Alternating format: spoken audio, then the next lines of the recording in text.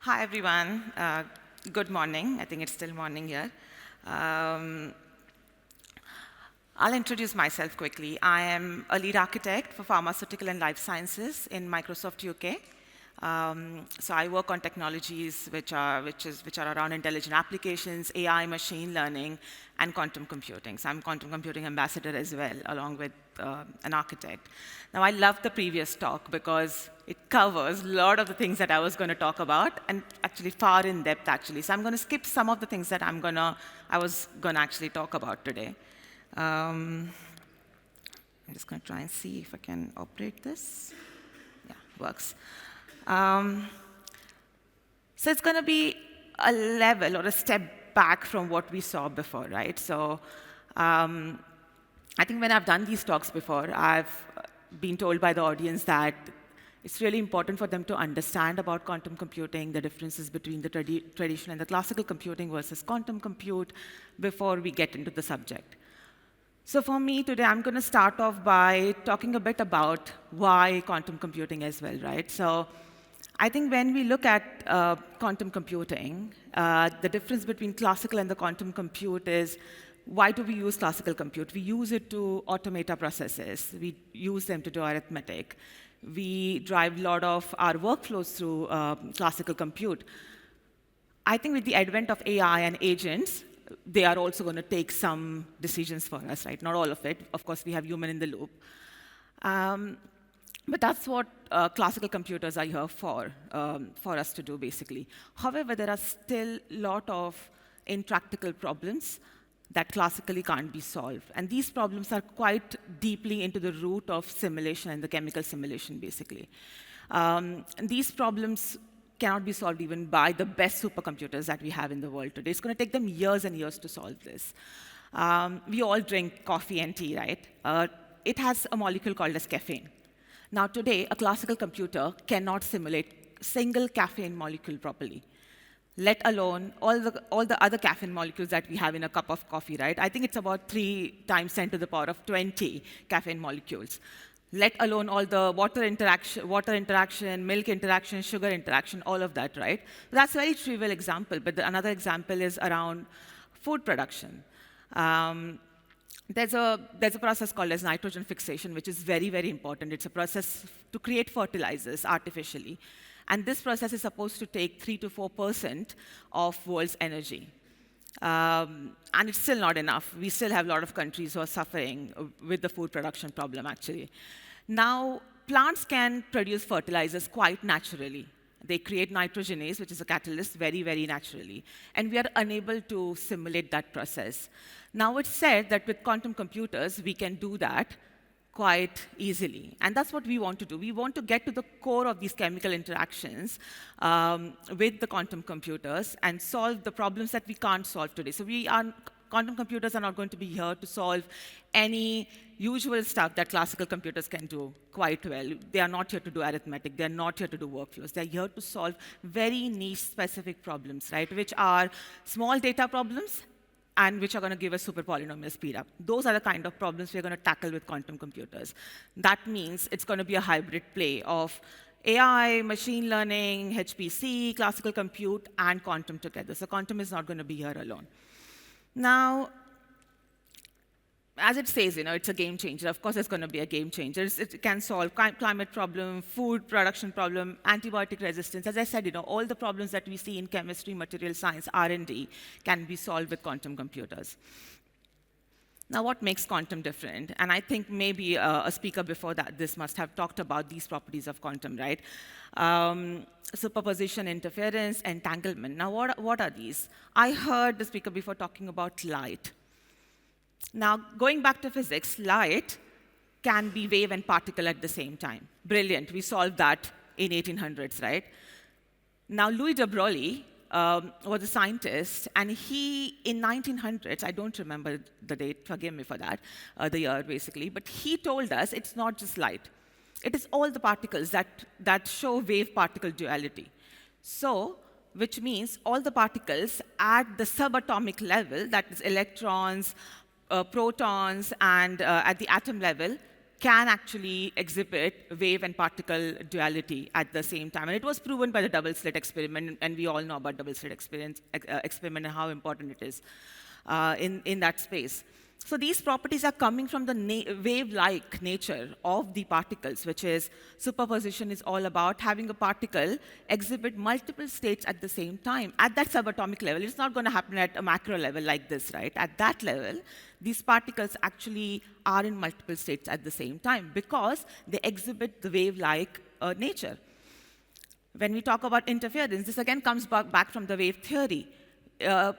Constructive and destructive interference is what actually gives us the wave collapse, right? Eventually, when the wave collapses, the probability, the value that comes out actually comes out from the collapse of the wave function. Entanglement must have been discussed previously as well. It's very, very important for quantum communications. And why is it important for quantum communications? Because we have proven time and time again that these particles at the subatomic level can be correlated together. Now, this is not local correlation. This correlation defines the space. It doesn't matter where your particle is. It could be in the outer space, separated by galaxies. But once these particles are correlated or entangled, if you can find the state of one, you know the state of other particle because you have correlated them. Now, this was proven in 2023, I guess, or 2022, by a certain set of scientists. I'm poor with names, so I don't remember the names, but they were given Nobel Prize for this in physics, right? Now, this is proven, which is non-local nature of quantum is very real. It's not just locally that you can entangle these particles. These particles could be entangled over a long distance. So non-locality is natural to the quantum particles at that subatomic level, basically. So these phenomenons, these properties, along with, of course, measurement, right? Measurement is quite critical because once the particle is measured, it starts displaying the classical behavior, which is the wave function has collapsed, and you know what is the state of the particle. The most probabilistic is what it's going to basically fall over on. So Richard Feynman in 1981 actually said, why aren't we using these quantum mechanics properties to actually improve the information processing? If we can build a computer that can actually harness these properties, then we can do information processing faster. And that's when the race for quantum computers really started. So with quantum computers, with bit, right, the basic element of classical computers, bit, and we heard qubit previously. Very quickly, a bit can be 0 or 1. It can't be 0 or 1 at the same time. It's going to be either 1 or it's going to be 0, right? However, with the quantum bits, because of the superposition property that they have at that subatomic level, they can be in multiple states at the same time. So for example, if you look at these 4 qubits actually, 4 qubits can represent all the 16 states at the same time. Whereas in the classical world, with the 4 bits, you can have one state out of 16. Now, this gives the parallel processing power that quantum has. This really brings that power, right? Because you are looking at 2 to the power of n scale, right? So if you look at the scale, it just kind of enormously grows from there. Now, of course, we can go in a lot of details about quantum and the gates and various different elements. We can go to Bloch-Spear, but that would have been too much for this talk. So what I thought was we look at the qubits, talk about why we get the exponential power from the quantum computing, and then skip over to the algorithms, because algorithms are important for us. Now, Deutsch-Joja algorithm that you see here, it's a very basic first algorithm that told us that quantum computers can actually display the power that it actually talks about, which is this algorithm actually looks at constant versus variable, which would typically take 2 bits in the classical world, but in the quantum world, because of the properties that quantum displays, superposition, it will actually take only 1 qubit for us to solve a problem like this. Whereas if you look at very last one, I'm going to talk about the ones in between at the end. But the variational quantum algorithms are the algorithms which are very much key and basic to classical plus quantum, which is hybrid play. So these algorithms actually bring the hybrid play in the space. So you must have heard evolution of these algorithms quite a lot in the hybrid machine learning space and quantum machine learning space as well. Grover's search algorithm is quite key, and this algorithm is key because we were shown that quantum computers can actually impact the search capability. Now, with the regular classical search, it generally takes at least, if there are like n bits, and n by 2 is the size, complexity size of the problem, right? But with quantum computers, it was shown that it could get like the quadratic speedup, basically root of n complexity, right? Now, this algorithm particularly actually poses threat to the symmetric cryptography. So AES, Chauby, that's what this algorithm is posing threat on. Whereas if you look at Shor's algorithm, which is the third in the list here, now Shor's algorithm, very popular, you all must have heard about it already, must have been talked about. Now this algorithm basically poses quite important threat to the to all the asymmetry algorithms that we have. RSA, for example, RSA 2048, it can be quite easily cracked with this algorithm. That's what this algorithm shows, right? Now, why? Because it shows us that factoring the numbers, which have prime factors, cannot be done classically. It could take us years and decades to do it. But with a quantum compute, we can do it in minutes, right? We can actually factorize these prime numbers quite easily. Now, these two algorithms are quite important for us from the communications and from the cryptography point of view. That's why I thought, I'll just take a bit of time on these algorithms. I think before we get there, I think it's important for us to understand where quantum computing is at today, right? There's a lot of talks and a lot of hype about where quantum is. Now, actually, if you look at quantum computing, then there are 3 levels of quantum computing. Level 1 is all NISQ. That's where we are at today. NISQ is noisy intermediate scale quantum computing, right? Which means work on the physical qubits. Now, physical qubits are very noise prone, basically. And these actually can't get us much, basically, because they can't maintain the quantum state. I mean, how do we actually harness quantum power? We have to maintain the quantum state for the time that we want to. But because these are childlike, these particles, they are very susceptible to anything that happens in the environment. So state can collapse, or it can become erroneous very quickly. And that's what these NISQ physical qubits are all about. So today, that's why you hear a lot about quantum, but you don't see many practical applications because we are still in the NISQ phase. Now, level 2 is all about logical qubits. Now, logical qubits, very similar to the classical world, contain a lot of physical qubits that are error correction qubits and the data qubits. Now, logical qubits together, many physical qubits together basically forms one logical qubit, and there's error encoding power in these qubits, right? So while computing, you can actually also correct the errors, and we have proven this. Now, when we get to 50 logical qubits, that's when really we can crack the problems which cannot be solved classically today. We are at 28 logical qubits today.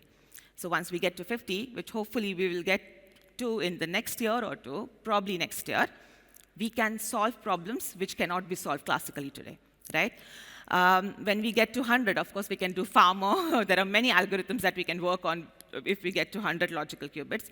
And industrial scale really is 1,000 plus logical qubits. Now, this is what we have done so far. Like I said, we are between 24 and 28 so far. I'm not going to boil ocean on this slide because this has proven that in a year's time, the industry has moved on quite a bit from none to 4 to 12 to 24 to 28, having good fidelity logical qubits, right? What I mean by fidelity is basically they have reliable operations that they can perform constantly, right? They can prove that over and over again, which physical qubits can't. Now, if you look at third box there, you would see that for 1,000 plus logical qubits, we need 100K physical qubits. Where are we today? We are in thousands in terms of physical qubits. To get to the 100K physical qubits is going to take us a very long time. And that's why when you must have heard about Majorana 1 chip, right? That came out of Microsoft. That's what this chip solves, right? The problem that this chip solves is the topological qubit. It brings to the play topological qubit that actually has inherent error correction into it. This is a small qubit, this is quite reliant qubit, and we can actually control these qubits by digital signals, which we can't do otherwise. It's analog. Most of the other hardwares are analog. And that's why this is quite important, because if we can get this chip to have million qubits on it, or even less for that matter, and have error correction on top of it, we can get to industrial scale quite quickly as compared to any other hardware which we are seeing today. So why quantum communication is important, right? It's not just about security. It's also about getting these machines interconnected. Now, with Majorana, it's a single mode quantum computer that we are building, right? But we are going to have multiple of these. So how do we connect this, right? That's where quantum communications is very, very key. It's about distributed quantum networking, basically. And of course, security is a key as well, because of what you heard previously on the previous talk as well. So quantum communications actually uses properties of quantum mechanics, which we all heard about before: measurement, superposition, entanglement, and no cloning theorem. In quantum, you can't clone the state of a qubit. It can't be done. Physically, it's impossible to do that. Why? Because as soon as you observe, you measure the particle. So you can't really clone it, right? So that gives the power. It's a double-edged sword, to be honest. It gives the power, but it also poses some sort of problems, which hopefully, if we have time, I'll talk about. So quantum communication is about connecting these devices, connecting these quantum computers in a distributed manner so they can actually talk to each other and get us to the industrial scale. And of course, it kind of gives us inherent security because of the nature that quantum has to the properties like no cloning theorem, as well as because if eavesdropper is trying to read the state in between, he or she will collapse the state of the system, which means it's already like forged. We know it is, right? So that's one. The other thing is no cloning theorems, quite an important property, actually. We heard over and over again in the previous talk, so I'm not going to boil ocean on this slide either. We heard that classical communication channels are very, very important. It's going to be hybrid play, like it says here, right? Between the classical and the quantum channels. We are not here to replace anything that's classical. We are here to build on top of that. So everything that we do classically, we will be able to use that and repurpose that in the quantum world. What are the different protocols, right? We went quite deeply into QKD in the last session, right? But QKD comes from some basic protocols like quantum teleportation, quantum superdense coding, that is direct communication, secure direct communication, and secret sharing protocols as well. Now, if you look at secure direct communication protocol, I'm not going to talk a lot about QKD because it's already been done. Quantum secure direct communication actually replaces the need for keys. It's direct communication without the key between the nodes, basically. Whereas quantum secret sharing is all about sharing a secret with multiple parties, but then you need that group to actually then decode this. And this is at the core of the distributed quantum computing.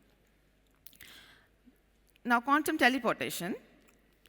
If you see quantum teleportation here, quantum teleportation actually tells us that it uses two classical bits, right? If you see here, what we are trying to do here, we are trying to look at the unknown unknown quantum state. That could be like alpha ket1 plus beta ket0, and you have this unknown quantum state. And what we are trying to do here is Alice is trying to pass that state on to Bob in a secure manner.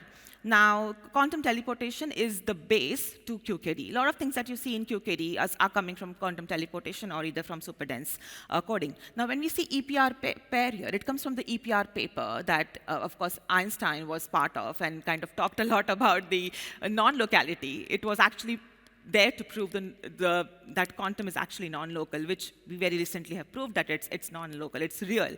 So what happens here is we create entanglement between Alice and Bob's. We create entanglement between the particles that they have. One particle is given to Alice, one particle is given to Bob. They hold that with them.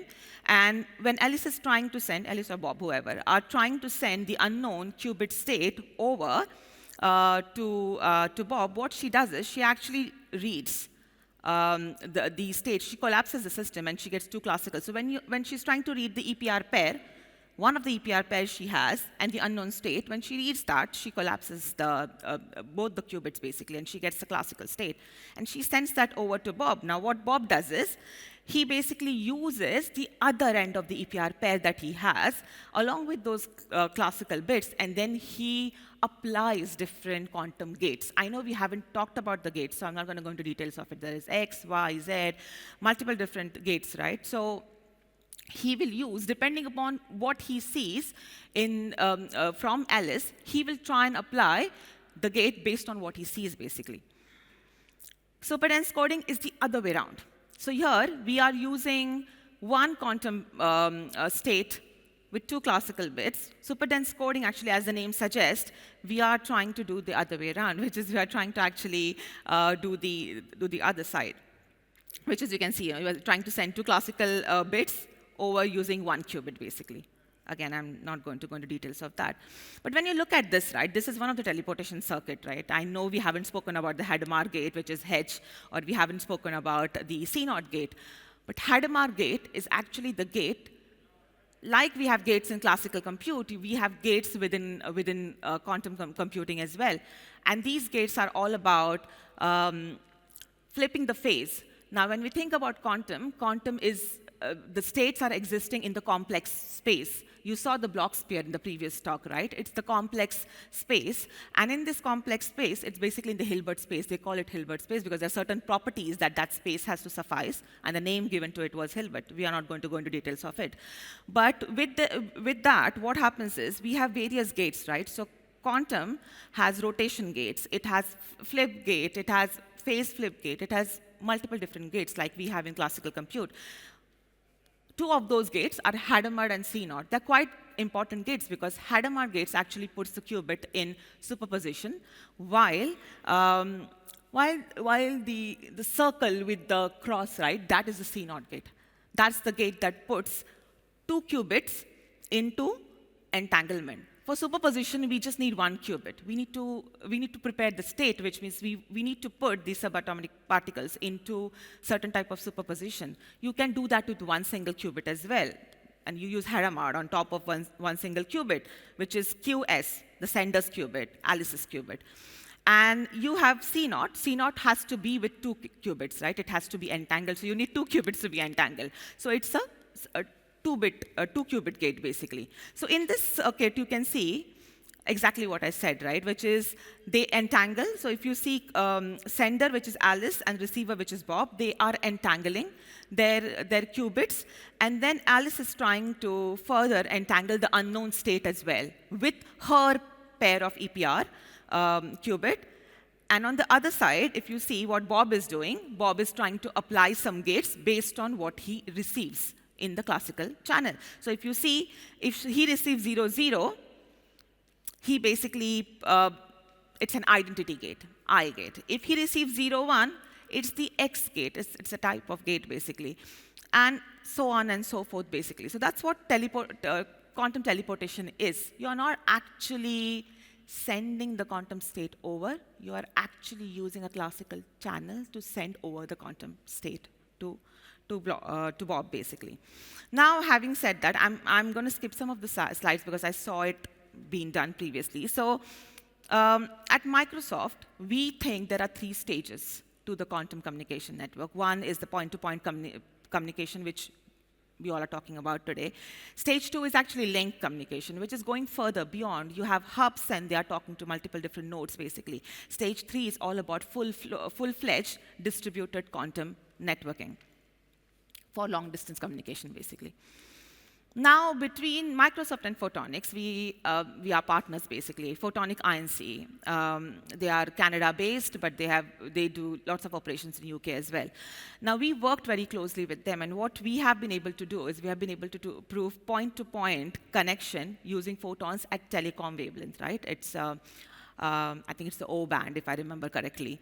Now, this is quite important because we are using the regular telecom band, right? And that's what we want. We want to use the technology that we have today to do quantum communications as well. So this is a significant step forward into quantum internet, basically, which is long-distance communication between different quantum devices and nodes. I'm going to play a quick video here. Hopefully, we will get audio, but yeah, I mean, nobody's speaking in it. There's a music, but it's good to have a music when you're seeing something. So I'm going to play it very quickly. Let's see if it plays.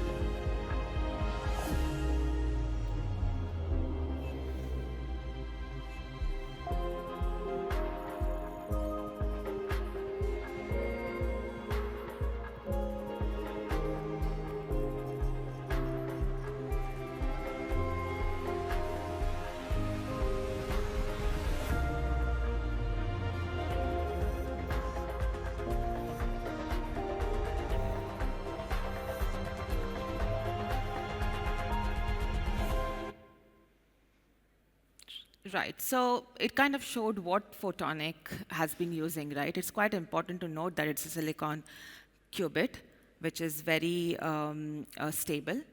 It has high fidelity. It's also using photons, right? And why photons? We heard about it in the previous talk. They are quite good, at doing these. They're quite stable, and we can easily do communication using them, both in satellite as well as over the fiber optic, basically. Now, quickly, I'm going to talk about post-quantum cryptography. I know we're running out of time. With post-quantum cryptography, we talked quite a bit about the unconditional secure side, and we also saw it's not, I mean, of course, it's unconditionally secure until we find something else that can crack it. I mean, of course, I don't believe in anything unconditionally secure, basically, but today it cannot be if it is an ideal state, like we heard in the previous talk, and there are various reasons for it not to be in the ideal state. But then if you look at the quantum resistance side, it has nothing to do with quantum. It is more about mathematical computation. So it's about how when quantum becomes real in half a decade, hopefully, then our existing asymmetric cryptography algorithms are going to fall over, right? Because we know, because of the Shor's algorithm that we talked about before. Now, these are different types of algorithms which actually can help us to get beyond our classical cryptography, and these are called as quantum-safe algorithms. They are quantum-resistant algorithms. Now, lattice-based, code-based, or a hash-based, there's multivariant-based as well, but I don't know much about multivariant. So what I'm going to do is I'm going to basically try and skip some slides because we have spoken about it. I don't need to tell you anybody here about symmetric and asymmetric encryption. But this is quite important because Shor's algorithm actually tells us that it can crack asymmetric cryptography. There is very little threat to symmetric cryptography because it comes in like millions and millions of years, actually. It's going to take us a very long time to crack it. Not going to talk about QKD because you have talked about this quite elaborately, how this whole process works, right? So I'm going to skip it. Now, we know that there is no immediate threat from quantum because it's going to take us a while to get to millions of qubits, which can actually crack the RSA, right? But on Azure Quantum, if you go on the site, there is a resource estimator for cryptography. You can play with that, and you can see which type of qubits, which type of algorithms can actually be cracked and when they can be cracked. Unfortunately, I don't have internet, so I can't show you. But this is what it all boils down to, right? So our research says RSA 2048 is going to take 6,000 plus logical qubits. How many logical qubits we are on today? 28. It's going to take us a while to get there. And symmetric, of course. If you go on Azure Quantum and look at symmetric algorithm, it's going to take us millions and millions and millions of qubits to kind of get there.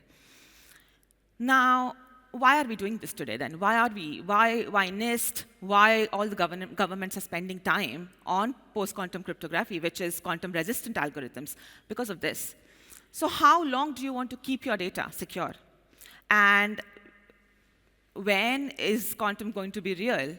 As long as you know that, and how long it's going to take you to kind of get over the existing classical space, because it takes very long time to migrate this. And we have seen this over and over again, right? It takes very long time for enterprises to migrate over to the new algorithms. And this will actually tell you, and this is what we use with customers, this actually tells you how much threat and how much risk you are sitting on today. And believe me, everybody's sitting on that risk today, because data can be harvested and can be decrypted tomorrow, right? Though there is no immediate threat, but data can be harvested and decrypted tomorrow. So, and it could take us many, many years to actually move over to migrate over to the new algorithms. So we use PQC for asymmetric algorithms. And these are the algorithms that NIST has gone ahead with. Now, these are all lattice-based. As far as I remember, three of them are lattice-based, and one is the hash-based algorithm, right? So these are the algorithms that are there, and most of the cloud providers and organizations who are in this space are actually using this and adopting this into their technology. Likewise, Microsoft is doing as well. Why? Because we are sitting on heaps and heaps of your systems and your data. So we need to make sure you are protected. So we started this journey long ago, many years ago, to be honest. So we worked very closely with NIST and other governments to make sure these algorithms are built and are tested, and we incorporate them, basically.